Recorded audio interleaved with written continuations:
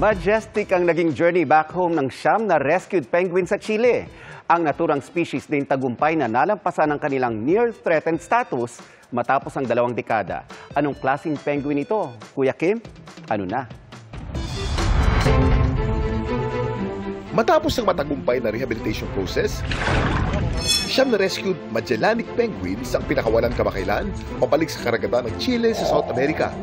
At mga penguins na rescue sa iba't ibang bahagi ng Chilean coast at nakatanggap ng customized treatment bago i-release.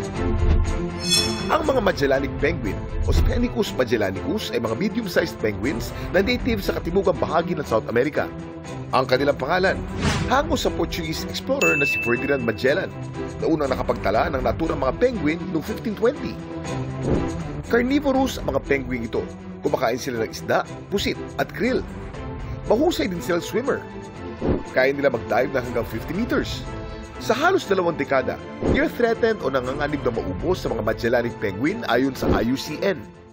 Pero nito lang 2020, tinatayang nasa 1.1 hanggang 1.6 milyon na pares ang populasyon ng mga Magellanic penguins. Kaya least concern o hindi nakasalukuyan nanganganib maubos sa mga ito. Laging tandaan, importante ang may alam. Ito po si Kuya Kim at sagot ko kayo 24 oras.